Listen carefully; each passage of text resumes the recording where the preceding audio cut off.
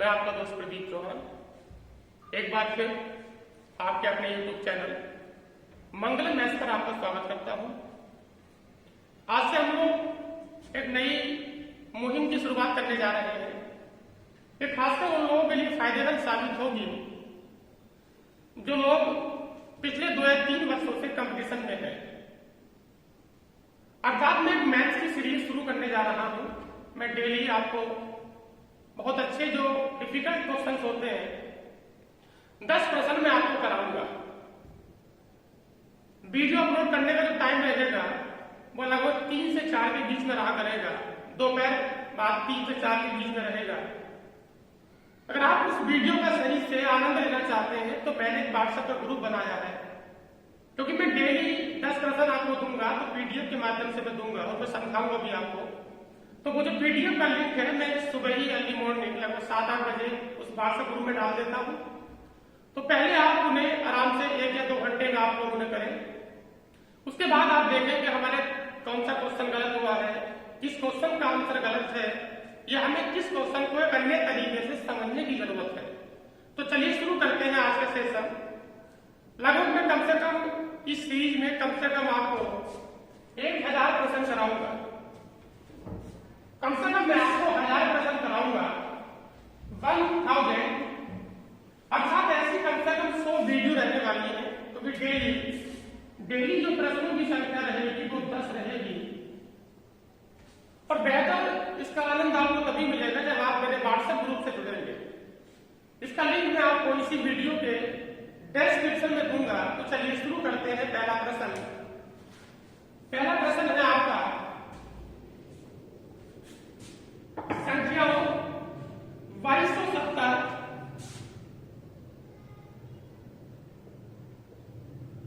3739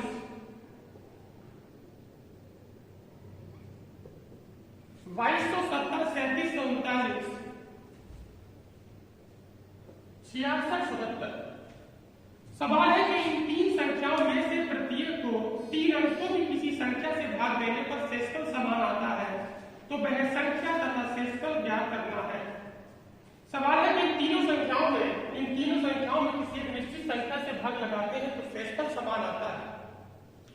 आप लोग शायद जानते होंगे इस सवाल नंबर आपका आज का पहला सवाल है कि अगर हम किन्हीं संख्याओं में भाग लगाने के बाद अगर समान शेषफल की बात आती है तो हम आपस में संख्याओं को अंतर करते हैं और अंतर करने के बाद उसका एचसीएफ निकाल देते हैं।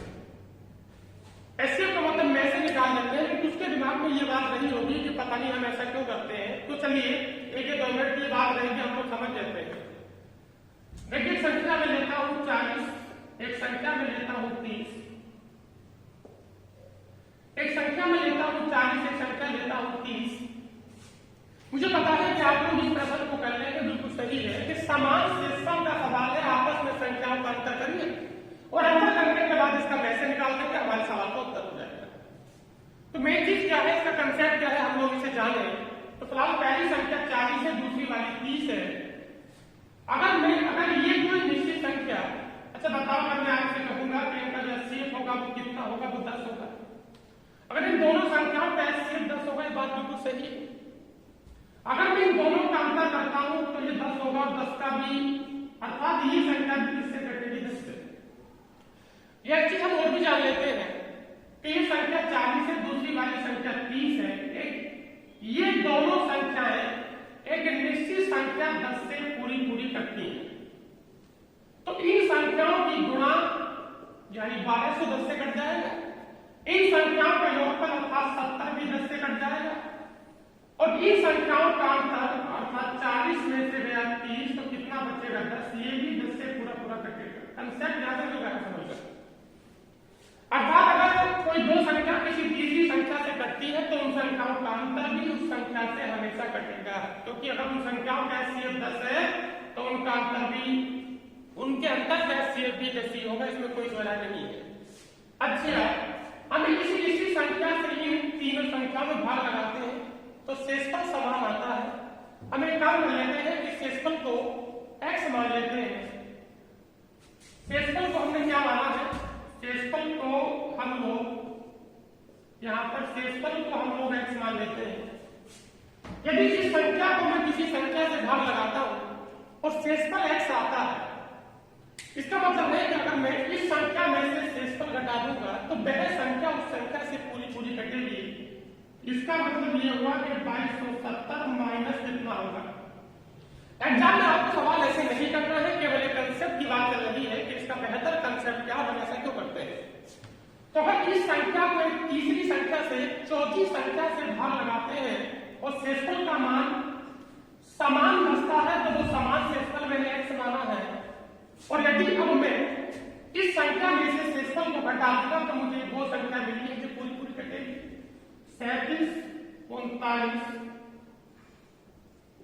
और माइनस कितना होगा, माइनस हो जाएगा आपके पास x।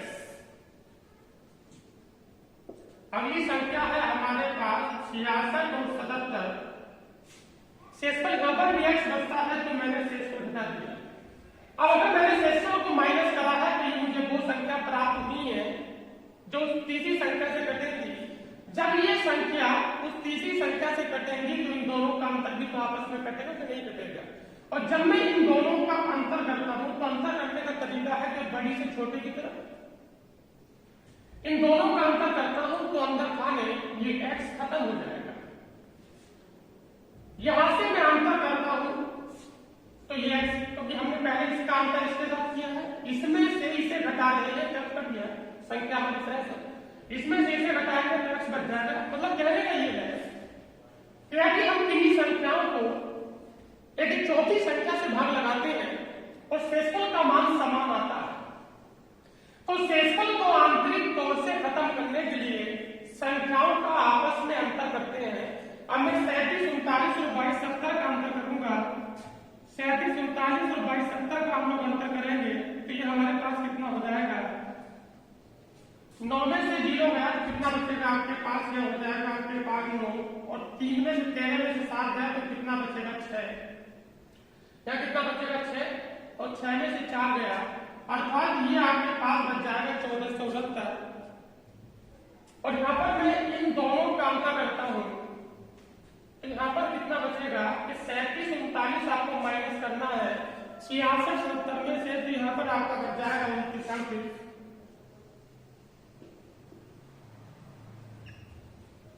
ये संख्या उससे कटने के लिए बिल्कुल तैयार है, और ये भी तैयार और ये भी तैयार है, तो इन दोनों का अंतर भी कटेगा, मतलब ये भी कटेगा, ये उससे कटेगा जिसकी हम बात कर रहे हैं, और ये भी उससे कटेगा। और हम जानते हैं कि इन दो संख्याओं को काटने वाली जो संख्या होती है वो इंटरसेक्ट होती है।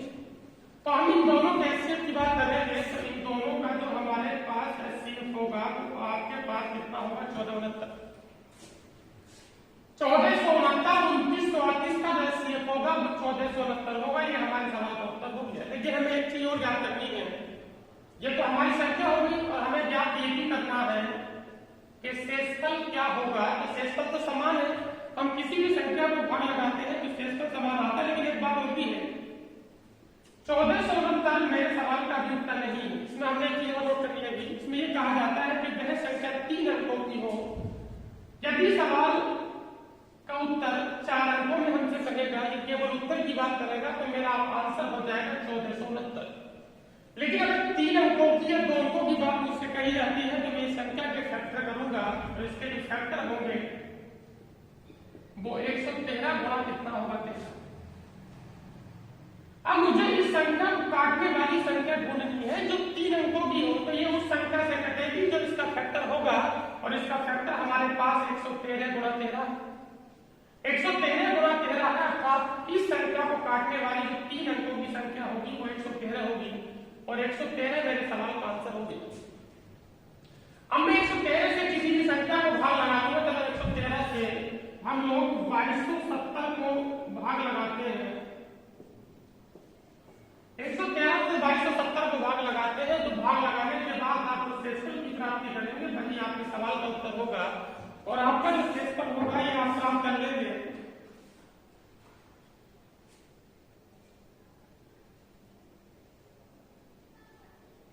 सवाल नंबर देखिए आप लोग अगला सवाल है जो आपका सवाल नंबर दूसरा है कि किसी हीरे का मूल्य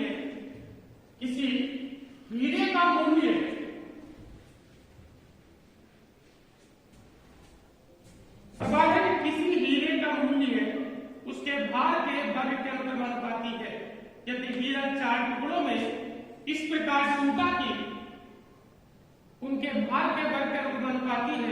देखो सवाल हमारे पास ये है कि हमने जो हीरे के टुकड़े करे हैं वो 1:2:3:4 के अनुपात में करे। सवाल में कहा जाता है कि किसी हीरे का मूल्य उसके भार के वर्ग के अनुपाती है। एक हीरा 4 टुकड़ों में इस प्रकार टूटा कि उनके भारों का अनुपात 1:2:3:4 है। यदि टूटने पर हीरे के मूल्य में 1,40,000 रुपए की हानि हुई है तो बिना टूटे हुए हीरे का मूल्य कितना था? हमने जो हीरे के 4 टुकड़े करे हैं, देखो पहला टुकड़ा ये है, दूसरा टुकड़ा ये है और तीसरा टुकड़ा आपके पास ही है और चौथा टुकड़ा ये है।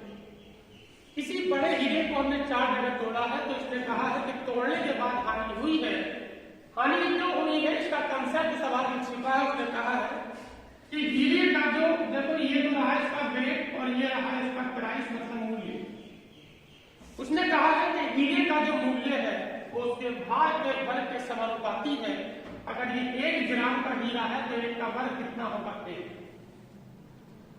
मैं देखना चाहूंगा कि तोड़ने के बाद, उसे टूटने के बाद हीरे का मूल्य क्या रहा होगा। तो 1 का वर्ग 1 और 2 का वर्ग 4 और 3 का वर्ग कितना होगा? 3 3 9 और 4 तो कितना होगा? 16। अगर मैंने हीरे को 4 जगह तोड़ा है, 1 2 3 4 के अनुपात में रखा, पहले वाला अगर 1 ग्राम का है तो ये 2 ग्राम का, ये 3 का, ये 4 का। इसका मतलब है कि ये तोड़ने से पहले, इसका मतलब है ये तोड़ने से पहले 4 3 7 2 9 1 कितना होगा? 4 3 7 2 9 1 कितना होगा? 10। इसका मतलब है कि तोड़ने से पहले जो इसका वेट होगा वो 10 ग्राम का होगा। ये मूल्य की बात हमने कर ली थी तो हम देखते हैं कि बाद में हीरा कितने का बिका है। तो 16 9 25 4 29 और 1 कितना होगा? 30। इसका मतलब है कि तोड़ने के बाद हीरा बिका है तो 30 रुपए का बिका है और तोड़ने से पहले इसका वजन था वो 10 ग्राम का। अगर 10 ग्राम का हीरा होगा तो 10 का जो वर्ग होगा वो 10 गुणा 10 भाई कितना होगा आपके पास? 100। इसका मतलब है कि तोड़ने के बाद 30 का है, तोड़ने के बाद 30 का है और तोड़ने से पहले 100 का है। तो 30 और 100 में जो फर्क है वो कितने का है? 70 का। और 70 का जो मान है, क्योंकि अगर हम नहीं तोड़ते तो वो 10 ग्राम का एक साथ बिकता और 10 ग्राम का बिकता तो 100 रुपए का बिकता। समझना चाहिए आपको, 10 ग्राम का बिकता तो 100 रुपए का बिकता। लेकिन तोड़ने के बाद जो 4 जगह टूटा तो 1 का वर्ग 1 2 का वर्ग 4 3 का वर्ग 2 4 का वर्ग 16 तो वो केवल 30 रुपए का बिका। तो इसका मतलब हानि 70 की हुई है और 70 का जो मान है वो 1 लाख कितने हजार है? 40,000। 0 से कटा 0, 7 से कितनी बार कटेगा? 2 बार। इसका मतलब है कि 1 का मान कितना होगा आपके पास? 2000। हमसे ये पूछा है कि हीरा पहले कितने रुपए का था तो उसका जो मान है वो 100 है। अगर मुझे 100 का मान निकालना है तो 100 गुणा कितना होगा? 2000। इसका मतलब है कि 200,000 मतलब इसे कहेंगे 2 लाख। अर्थात वह हीरा 2 लाख रुपए का था। आज का सवाल नंबर 3।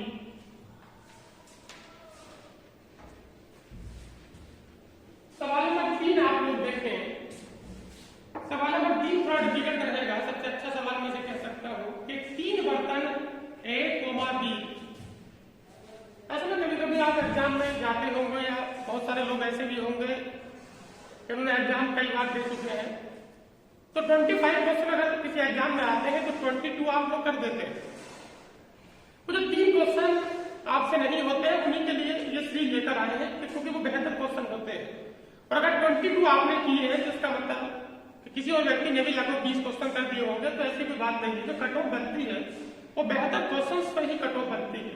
आप लोग कहते हैं कि मैं 1 नंबर से रह गया, मैं 2 नंबर से रह गया, तो ये वही चीजें हैं। मैं चाहता हूं कि आप मैथ्स के बेहतर क्वेश्चन भी करें। मैथ्स की मैंने 2 सीरीज चला ली। एक मैं हल्का में पढ़ा रहा हूं और हल्के में मैंने शुरू किया है टाइम एंड वर्क समय काटने और बाकी आप देख रहे हैं। सवाल में देखिए तो ये तीसरा सवाल नंबर तीसरा यह है कि हमारे पास 3 बर्तन ABC हैं। पहले वाला बर्तन A है, दूसरा वाला बर्तन B है और हमारे पास तीसरा वाला जो बर्तन है वो आपके पास C। हमारे पास 3 बर्तन ABC हैं। इसमें 1 लीटर सामान आ सकता है, इसमें 2 लीटर आ सकता है और इसमें 3 लीटर सामान आ सकता है। लेकिन वर्तमान में ये बिल्कुल खाली है, ये एम्प्टी है, ये खाली है और इसके अंदर पानी है, वाटर है और इसके अंदर है आपका दूध। सवाल है 3 बर्तन है, 1 2 3, ये बिल्कुल खाली है, ये बिल्कुल खाली है, इसके अंदर पानी और इसके अंदर दूध है। फिर सवाल को आगे बढ़ते क्या कह रहा है, A को B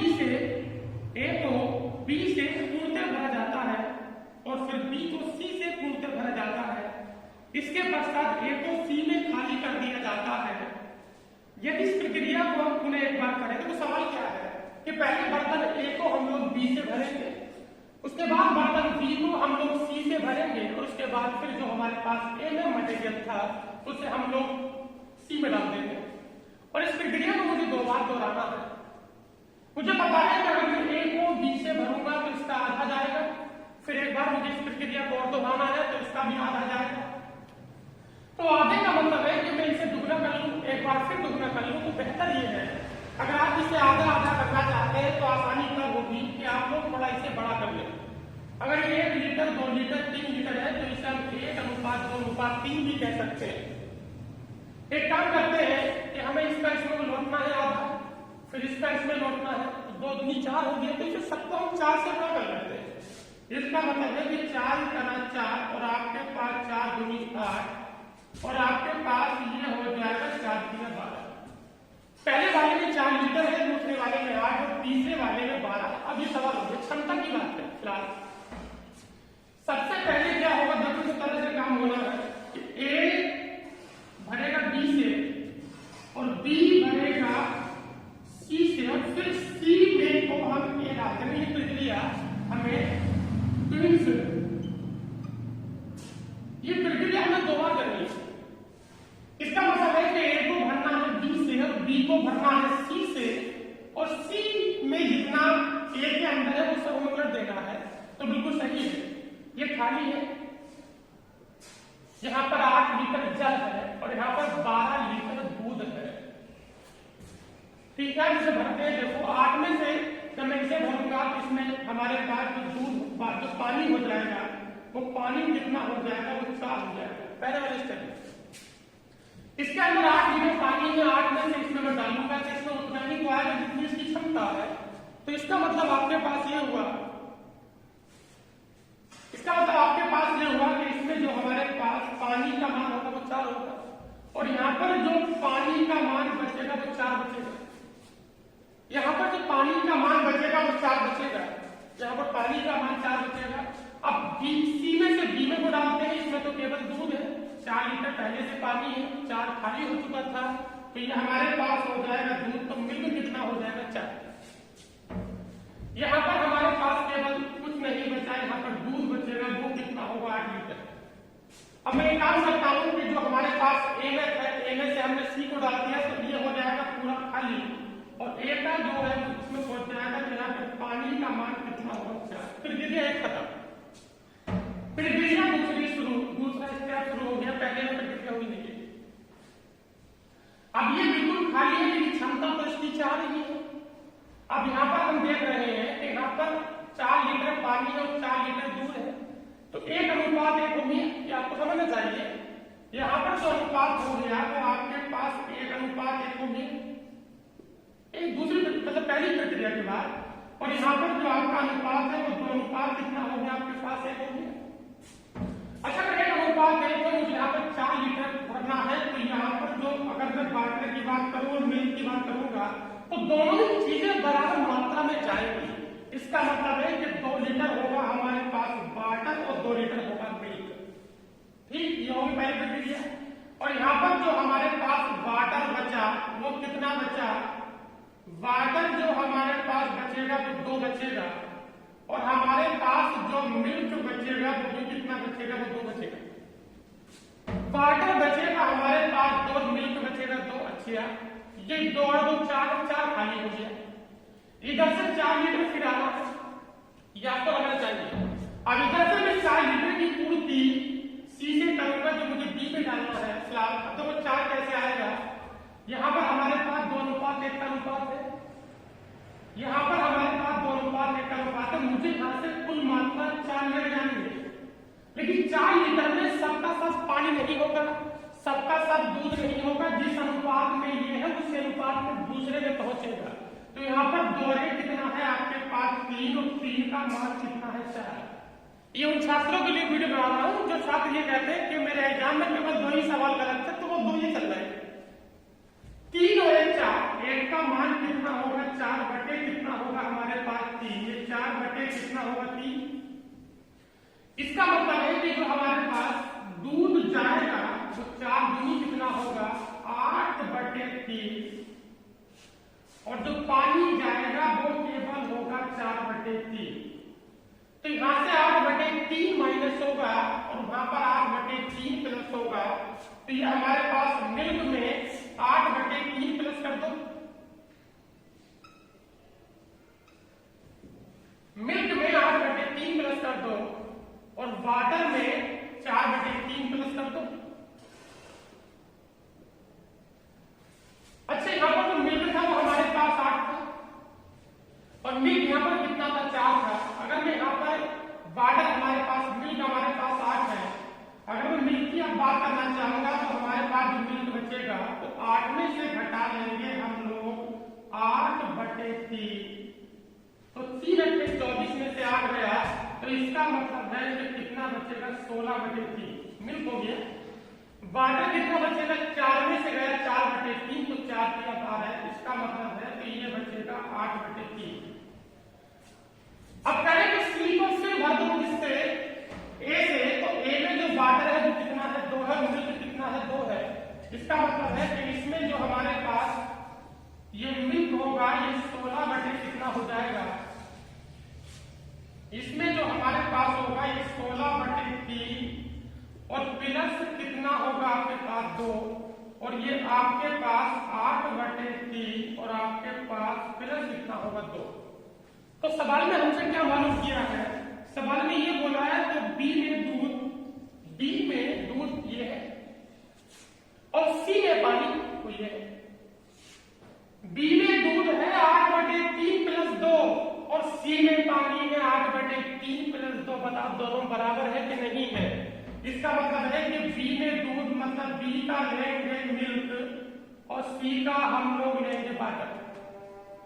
यहाँ पर भी 3 दूनी 6 और 8 कितना होगा 14, ये भी होगा हमारे पास 14 बटे 3, और ये भी होगा हमारे पास 14 बटे 3। तो एक अनुपात कितना होगा 1, ये आपके सवाल का उत्तर हो गया है।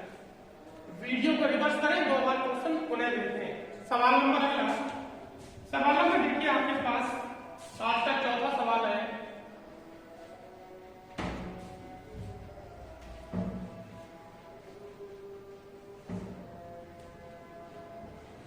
सवाल नंबर देखिए चौथा कि 4 अंकों की 2 संख्याओं का HCF 103 है। कह रहे कि 2 संख्या है हमारे पास, उनका जो मैसे है वो 103 है, और उनके एलसीएम का मान 19,261 है। उनका जो एलसीएम है 19,261 है। कह रहे कि एलसीएम का मान 103 है और एलसीएम का मान 19,261 है, और पहले एक बाउंडेशन हमें दी है कि वो जो संख्या है वो 4 अंकों की संख्या है। सवाल नंबर भी चौथा है और संख्या भी 4 अंकों की है, बिल्कुल सही है। हमारे पास जो संख्या रहेगी वो 4 अंकों की रहेगी। ये बाउंडेशन बाद में काम आएगा। एलसीएम 103 है और लेसेन का मान 19,261 है। हम लोग जानते हैं कि अगर हमें संख्या ज्ञात करनी होती है तो 2 कंसेप्ट होते हैं एचसीएफ और एलसीएम के। बेहतर कि अगर किन्हीं संख्याओं का हमारे पास अगर एचसीएफ अगर ए है और उन दोनों संख्याओं में अगर अनुपात अगर एक्स वाई का है, तो पहली संख्या होगी हमारे पास ax और दूसरी होगी ay।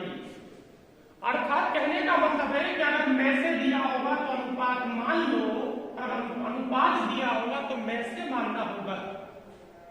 और मैं मैसे की प्रत्येक संख्या से गुणा करूंगा, मैसे की प्रत्येक संख्या से गुणा करूंगा तो मुझे प्राप्त होंगी संख्याएं। अर्थात इस बात का सार ये निकल कर आता है कि अगर मेरे पास इनका मैसे 103 है तो मुझे संख्याओं का अनुपात मानना होगा। तो हमने पहली और दूसरी संख्या का जो अनुपात माना है वो आपने x अनुपात y माना है। तो पहली संख्या हो जाएगी हमारे पास 103x और संख्या दूसरी हो जाएगी 103y। अब मैं इन दोनों के लहसे की बात करूंगा। जब लहसे लेते हैं तो सबसे पहले मैसे ही निकल कर आता है, अर्थात इनके लहसे की बात करेंगे तो इनका लहसे हो जाएगा 103xy और इनके लहसे का मान दिया था हमारे पास 19,261। लहसे का मान दिया था 19,261।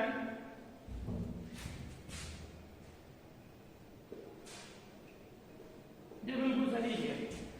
हम लोग इसे काटेंगे तो 103 से अगर मैं इसे काटूंगा तो भाग शायद आपकी भी अच्छी होगी, ऐसी उम्मीद करता हूं, क्योंकि आप लोग डिफिकल्ट मैथमेटिक्स देख रहे हैं। x गुणा y बराबर आपके पास होगा 187। फाउंडेशन अब काम में आएगी। सवाल ये है कि x गुणा y बराबर 187, इन संख्याओं का जो मान है वो 103x और 103y है, लेकिन जो बेहतर मान है जो हमें फाइंड करना है वो x और y के मान पर डिपेंड करेगा। तो अगर मैं यहां से इसके फैक्टर करता हूं तो एक हो जाएगा 1 गुणा 187 और एक हमारे पास कितना हो जाएगा, एक हो जाएगा हमारे पास 11 गुणा कितना हो जाएगा 17। इसके अलावा इसका कोई पेयर नहीं है, इसका कोई जोड़ा नहीं है, लेकिन सवाल की फाउंडेशन के हिसाब से कौन सा काम का है यह हमें ज्ञात करना है। चलो पहले इसे ट्राई कर लेते हैं। अगर मैं x का मान 1 लगाता हूं तो संख्या हो जाएगी 103 का नाम 103, जो कि 4 अंकों की संख्या नहीं है। इसका मतलब है कि हमारा ये वाला जोड़ा काम कर नहीं है। जब ये वाला जोड़ा काम कर नहीं है तो बिना संकोच डेफिनेटली ये वाला जोड़ा हमारे काम का होगा। हमारे पास संख्या थी 103x और 103y, अर्थात जो पहली संख्या होगी वो 103 गुणा 11 होगी और जो दूसरी संख्या होगी वो 103 गुणा 17 होगी। गुणा तो आप लोग कर लेंगे, आपका उत्तर हो जाएगा। संख्या फाइंड कर लेंगे। सवालों में देखिए 5 बार, सवालों में आपका 5 है। एक रेजिमेंट में कम से कम सिपाहियों की संख्या ज्ञात कीजिए जो ऐसे खोखले वर्ग में, आप लोग सवाल पढ़िए,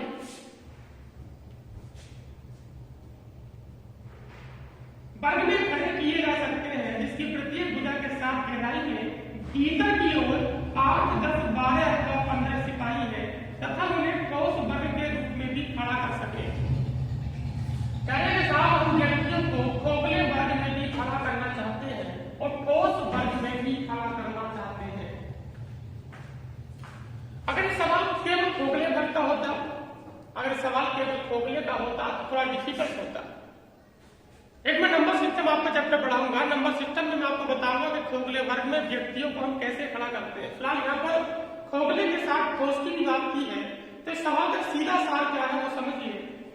पहली संख्या हमारे पास 8 है, फिर दूसरी वाली 10 है, फिर एक संख्या हमारे पास 12 है, फिर 15 है। ये संख्या है हमारे पास 8 और ये 10 और ये हमारे पास 12 और ये संख्या है हमारे पास 15। करें कि इन व्यक्तियों को खोखले में भी खड़ा करना है और ठोस में भी खड़ा करना है, तो बेहतर ये है कि हम एक ऐसी संख्या की बात करेंगे जो इन संख्याओं से पूरी पूरी कटती हो। और हम लोग जानते हैं कि 8, 10 और 15 और 20 से जो कटने वाली पूरी पूरी संख्या होगी वो इनका एलसीएम होगी। और मैं इनके एलसीएम की बात करूंगा तो इनका एलसीएम 120 है। इन चारों संख्याओं का एलसीएम 120 आएगा, लेकिन मुझे ठोस वर्ग में खड़ा करना है तो मुझे ऐसी संख्या प्राप्त करनी है जो इनसे कटने के साथ साथ एक पूर्ण वर्ग संख्या भी हो। अर्थात अब मैं 120 को पूर्ण वर्ग बनाऊंगा, मैं 120 को पूर्ण वर्ग बनाऊंगा तो 120 के समीप अगर मुझे एक पूर्ण वर्ग संख्या चाहिए तो मैं 120 से फैक्टर कर लूंगा। बड़ा आसान है। ये 2 दूनी 4, 3 12 और 2 पंजे 10, इसका मतलब है कि देखिए 2 गुणा 2 और गुणा 2 और गुणा 3 गुणा कितना होगा आपके पास 5। अब 5 दूनी 10 हो गया, 3 दूनी 6 दूनी 12 हो गया, तो बिल्कुल सही तो है। इसका मतलब है कि 12 और भाई हमारे पास 120 हो गया। लेकिन ये अभी इन संख्याओं से कटने वाली संख्या के फैक्टर है। अब मुझे इस संख्या को पूर्ण वर्ग स्थापित करना है। यदि आप किसी संख्या को पूर्ण वर्ग स्थापित करना चाहते हैं तो उसके अंदर उपस्थित प्रत्येक संख्या के कम से कम 2 फैक्टर्स होने चाहिए। इसके 2 फैक्टर पूरे हैं। कमी किसकी है? 2 की। तो एक काम करेंगे कि यहाँ पर 2 से गुणा कर देंगे। कमी किसकी है? 3 की। तो यहाँ पर 3 से गुणा कर देंगे। और कमी किसकी है? 5 की। तो यहाँ पर गुणा किससे कर देंगे? 5 से। सबका गुणा करिए तो 2 दूनी 4 दूनी 8 या 12 कंजे 7। 2 दूनी 4 दूनी 8 या 12। एक काम करेंगे, यहाँ पर 7 2 पूरे हैं हमारे 120 सही। 2 दूनी 4 दूनी 8 120 सही, 5 120 हो गया। 2 के फैक्टर पूरे हैं। कमी इस वाले 2 की है, गुणा 2 करेंगे, कमी इसकी है 3 करेंगे और कमी इसकी है तो हम लोग 5 कर देंगे। आपस में गुणा करेंगे 2 दूनी 4 दूनी 8 24 5 120। 120 ये हुआ, 30 ये हुआ। 120 और 30 कितना होगा हमारे पास? 3600। तो ये वह संख्या है जो हमारे सवाल का उत्तर है। 3600 आपका आंसर होगा। सवाल नंबर 6 है कि राम ने काले रंग के 6 खिलौने तथा कुछ भूरे रंग के खिलौनों का ऑर्डर दिया। काले खिलौनों का मूल्य भूरे खिलौनों के मूल्य का 2 से ही 1/2 गुना है। बिल बनाते समय क्लर्क ने काले तथा भूरे खिलौनों की संख्या आपस में बदल दी, जिसके कारण बिल की राशि में 45% की वृद्धि हो गई। भूरे खिलौनों की संख्या ज्ञात करें। लेकिन यहाँ पर 2 तरह की चीजें हैं। एक तो आपके काले रंग के खिलौने हैं, कुछ आपके भूरे रंग के खिलौने हैं। तो एक काम करते हैं कि काले को K से डिनोट करते हैं और भूरे को हम लोग B मान लेते हैं। यहाँ पर हम लोग संख्या की बात करेंगे। काले रंग के जो खिलौने हैं उनकी संख्या आपके पास 6 है और भूरे रंग के खिलौनों की संख्या नहीं पता, आपने X मानी है। इनके मूल्यों की बात कर लेते हैं, इनके प्राइस की बात हम कर लेते हैं। यहां पर है आपके पास काला और यहां पर है ये आपका भूरा। सवाल में कहा जाता है कि काले खिलौनों का मूल्य भूरे खिलौनों के मूल्य का 2 से ही 1/2 गुना है। इसका मतलब 5/2 है। 5/2 अगर इसने हमसे बोला है तो इसका मतलब ये है कि इसका मूल्य अगर 5 होगा तो इसका मूल्य कितना होगा? 2 होगा। सवाल है कि काले रंग के खिलौनों की संख्या 6 है, भूरे रंग के खिलौनों की संख्या नहीं पता, आपने X मानी है। काले रंग का जो मूल्य है वो 5 है और इसका मूल्य आपके पास 2 है। अगर हम यहाँ से बिल की बात करेंगे, अगर हम यहाँ से बिल की बात करें तो बिल का जो मतलब आपसे ये हो जाएगा कि 6 पंजे कितना होगा? 5 रुपए की एक वस्तु है, मुझे 6 खरीदनी है, तो ये आपके पास जो हो जाएगा 6 पंजे कितना हो जाएगा? 6 पंजे हो जाएगा 30। यहाँ पर मुझे X वस्तु खरीदनी है, 2 रुपए का भाव है। इसका मतलब है कि यहाँ पर मूल्य कितना हो जाएगा? 2x। लेकिन सवाल में कहा जाता है कि क्लर्क सेल्स बिल बनाते वक्त गलती हो गई है और इनकी संख्या आपस में बदल गई है। तो अब जो आपके पास नई वाली संख्या है वो X अनुपात कितनी होगी? 6 होगी। X वस्तु है 5 के भाव से, तो अब जो आपके पास मूल्य बनेगा वो आपके पास 5x होंगे और यहाँ पर आपके पास वस्तु 6 है और मूल्य 2 रुपए का है, तो ये आपके पास 6 दूनी कितना होगा? 12। तो सवाल में कहा जाता है कि ये मूल्य है आपके पास पहले वाला और ये मूल्य है आपके पास दूसरा वाला। तो दूसरा वाला जो मूल्य है वो पहले वाले से कितना अधिक है? पहले वाले से 45% ज्यादा है, तो मैं इसे गुणा कर दूंगा। 145 बटे कितना हो जाएगा? 100। आप लोग इसे हल करेंगे तो हल करने पर आपके पास x का जो मान होगा वो आपके लिए हो जाएगा 15। ये आपका उत्तर हो गया। अगला सवाल आप लोग देखिए, सवाल नंबर 7। एक व्यापारी अपनी वस्तुओं पर 2 प्रकार के एमआरपी रखता है। एक मूल्य नकद खरीदारों के लिए, दूसरा 6 महीने के उधार वालों के लिए। यदि साधारण ब्याज की दर 5% वार्षिक हो, दोनों प्रकार के अंकित मूल्यों का अनुपात बताइए। इस सवाल का सीधा मतलब यह है कि जो व्यक्ति जितने समय के बाद पेमेंट करेगा उसे उतने माह का, उतने वर्ष का ब्याज देना होगा। सबसे पहले हम जानते हैं कि हमारे पास दर क्या है, तो दर हमारे पास 5% है। 5% का मतलब 1/20 होगा। 5% का मतलब 1/20 होगा, अर्थात अगर वह वस्तु 20 रुपए की है तो उस पर 1 वर्ष का ब्याज 1 रुपए देना होगा। यहाँ पर हम दो तरह के मूल्यों की बात करेंगे। मूल्य होगा पहले वाला और ये मूल्य होगा आपके पास दूसरा वाला। ये मूलधन है, ये ब्याज है। अगर 20 रुपए की वस्तु है तो 1 वर्ष का ब्याज है। कितने वर्ष का? 1 वर्ष का। अगर कोई व्यक्ति 1 वर्ष के बाद पेमेंट करेगा, 1 वर्ष के बाद भुगतान करेगा तो उसे 1 रुपए का ब्याज देना होगा। और अगर वो नकद भुगतान करेगा तो उसे ब्याज नहीं देना होगा, 20 रुपए की वस्तु हो गई। लेकिन वह व्यक्ति 6 महीने के बाद भुगतान करता है तो उसे 6 महीने का ब्याज देना होगा। और 6 महीने का जो, अगर 1 साल का ब्याज 1 रुपए है तो 6 महीने का ब्याज इसका आधा होगा। इसका मतलब है कि हमें 20 रुपए के साथ साथ 1/2 और भी देना होगा। ये आपके पास कितना होगा? 20, और ये 20 दूनी 40 और 40 और बटे होगा 2, तो 20 दूनी कितना होगा? 40 और ये होगा आपके पास 41। तो पहले वाले और दूसरे वाले मूल्य का जो अनुपात होगा वो 40 का अनुपात कितना होगा? 41। प्रश्न नंबर देखिए आपके लिए, प्रश्न नंबर 8 आएगा आपका। प्रश्न नंबर देखिए आप, रवि किसी दूरी को प्रतिदिन 9 घंटे विश्राम करके 40 दिनों में तय करता है। इसका मतलब देखिए कि अगर वो 9 घंटे किसी भी, अगर मैं एक दिन की बात करूंगा तो 24 आवर्स होते हैं, 24 घंटे होते हैं। अगर वह व्यक्ति 9 घंटे आराम करता है तो इसका मतलब है कि वो व्यक्ति 15 घंटे काम करता है। 9 घंटे आराम करता है तो व्यक्ति 15 घंटे काम करता है, और 15 घंटे काम करता है तो 40 दिन में इस काम को या इस दूरी को तय कर लेता है। दूरी आपने एक मान ली। 9 घंटे आराम करेगा, 15 घंटे काम करेगा। अब सवाल ये है कि पहले से दुगनी दूरी को यहां पर हम मान लेते हैं।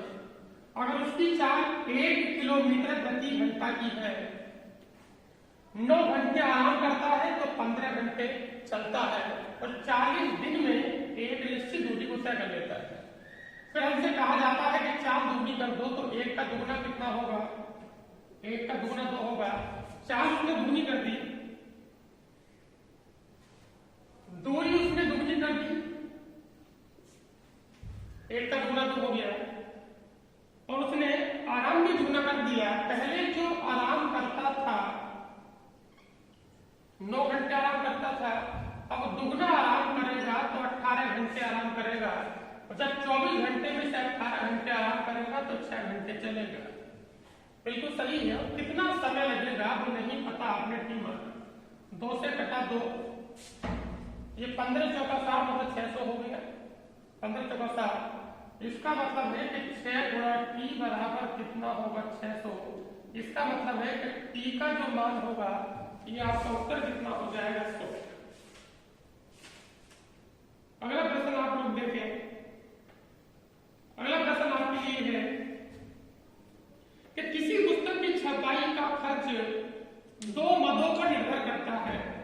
एक अचर मूल्य तथा दूसरा चर मूल्य, जो छपने वाली पुस्तकों की संख्या पर निर्भर करता है। प्रकाशक अपनी लगाई गई राशि पर 20% लाभ चाहता है तथा उसके अनुमान के अनुसार पुस्तक जिसकी कीमत 2 रुपए की बिक्री के लिए है कि 500 प्रतियां 3 महीने के समय में बिक जाएंगी। 1000 प्रतियां बिकने में 9 महीने लगेंगे। यदि वह 4830 प्रतियां छापे जो 50 महीने में बिक जाएंगे तो उस पर कितना लाभ होगा? आपको समझना होगा कि उसने जो प्रतियां छपाई है वो 4830 है। उसने जो प्रतियां छपाई है उनकी जो आपके पास संख्या है वो आपके पास 4830 है, और वो एक प्रति को 2 रुपए का बेचना चाहता है, तो हमारे पास कुल जो विक्रय मूल्य होगा, जब एक का मान 2 रुपए है और 4830 हो जाएगा तो 30 दूनी 60, इसका मतलब ये है कि 4830 और गुणा कितना होगा 2, तो 48 दूनी कितना हो जाएगा आपके पास 9660। इसका मतलब है कि उस सवाल का जो कुल विक्रय मूल्य है वो 9660 रुपए है। सवाल में कहा जाता है कि अगर वो 9660 की बेचता है तो उसे कितने का लाभ होता है? 20% का। 20% का जो फ्रैक्शन होगा वो 1/5 होगा। अर्थात 5 रुपए की वस्तु को 1 रुपए के लाभ पर बेचेगा तो उसका जो विक्रय मूल्य होगा वो आपके पास 6 होगा। 6 का जो मान दिया है ये आपके पास ये दिया है 6 का 6, इसका मान हो जाएगा आपके पास 1610। 4830 छपाई है, 2 रुपए के भाव से बेचेगा तो 9660 की बेचेगा, 20% का लाभ कमाता है, 1/5 हो गया। 5 रुपए की वस्तु को 1 रुपए के लाभ पर अगर बेचेगा तो 6 की बेचेगा, और 6 का मान हमारे पास ये है तो 1 का मान ये है, और 1 डिनोट करता है प्रॉफिट को। तो जो हमारे पास प्रॉफिट होगा वो आपके पास हो जाएगा 1610 रुपए। प्रश्न नंबर देखिए आप लोग अगला, अंतिम प्रश्न आप देखिए, सवाल नंबर 10। दो व्यक्ति दो बिंदुओं ए तथा बी से जो 72 किलोमीटर की दूरी पर है एक दूसरे की ओर एक ही समय पर चले। पहला व्यक्ति 4 किलोमीटर प्रति घंटा की गति से चलता है, दूसरा व्यक्ति पहले घंटे में 2 किलोमीटर जाता है, दूसरे में 2 से 1 किलोमीटर, तीसरे व्यक्ति इसी प्रकार बढ़ता है। दोनों व्यक्ति कितने समय के बाद मिलेंगे? देखिए सवाल क्या है, सवाल हमारे पास ये है कि हमारे पास एक डिस्टेंस है, दूरी है हमारे पास ए से लेके कहां तक है? बी तक, और दूरी का मान है आपके पास 72 किलोमीटर। एक व्यक्ति इधर से जाता है और दूसरा व्यक्ति इधर से आता है। जो व्यक्ति इधर से जाता है उसकी चाल है 4 किलोमीटर, पहले वाले व्यक्ति की चाल 4 की है, लेकिन जो दूसरा वाला व्यक्ति आता है वो अपनी चाल को एकांतर क्रम में बढ़ाता है। और कहें कि वो कितने समय के बाद मिलेंगे, तो जिस बिंदु पर मिलेंगे वो आपने टी मान लिया। यहां से चला है पहला व्यक्ति, दूसरा व्यक्ति यहां से चला है, इसका मतलब है कि जब समान समय चलेंगे तो समान समय ही पहुंचेंगे। इसका मतलब है कि इसका समय अगर t घंटे होगा तो इसका समय भी t घंटे होगा। तो पहले वाले व्यक्ति की दूरी होगी AP और दूसरे वाले की होगी आपके पास TD, और कुल दूरी कितनी हो जाएगी आपके पास? AP का जो मान होगा हम जानते हैं कि 4 की चाल से चलेगा और t घंटे का समय लेगा, तो दूरी बराबर 4 गुणा समय, 4 गुणा t हो गया। पहले वाले की दूरी होगी प्लस, लेकिन हम दूसरे वाले की दूरी की बात करेंगे तो दूसरे वाले की जो चाल है वो पहले घंटे में 2 किलोमीटर प्रति घंटा है, तो ये पहले चलेगा 2 किलोमीटर, उसके बाद ये चाल बढ़ा देता है, फिर चलेगा 2.5 किलोमीटर, उसके बाद चाल बढ़ा देता है, फिर चलेगा 3, उसके बाद चाल बढ़ा देता है, फिर चलेगा 3.5। इसी प्रकार ये 3 घंटे तक चलेगा, और कुल दूरी जो दोनों की हो जाएगी वो आपके पास हो जाएगी 72। सवाल है कि पहले वाला व्यक्ति 2 चलेगा, जो पहले वाला व्यक्ति ए से पी तक जाता है 4 किलोमीटर प्रति घंटा की चाल से 3 घंटे चला तो दूरी हो गई।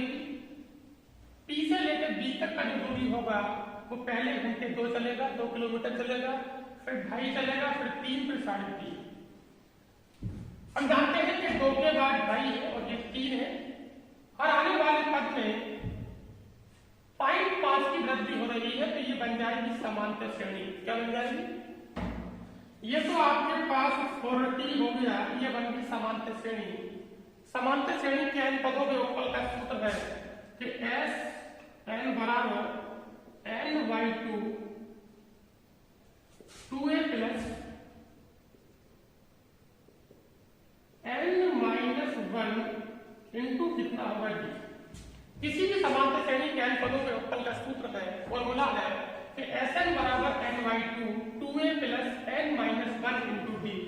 हम जानते हैं कि n का मान t है और ये t बटे कितना होगा 2, 2a, a का मान 2 दूनी कितना होगा 4 प्लस t माइनस 1 इंटू कितना होगा आपके पास 5, n/2 2a plus n minus 1 into D, ये बराबर हो जाएगा आपके पास 72। और हम लोग जानते हैं कि यहाँ से हमारी बन जाएगी द्विघात समीकरण, आप लोग इसे हल करेंगे। यहाँ से t का मान आप लोग निकालेंगे तो यहाँ पर t की आपकी कुछ इस तरह से फैक्टर बनेंगे कि t प्लस कितना हो जाएगा आपके पास 32 और अगला हो जाएगा आपके पास t माइनस 9 बराबर कितना होगा 0। हालांकि कांस्टेंट के अंदर प्लस का फैक्टर बेकार होता है, इसलिए ये माइनस का फैक्टर सही है।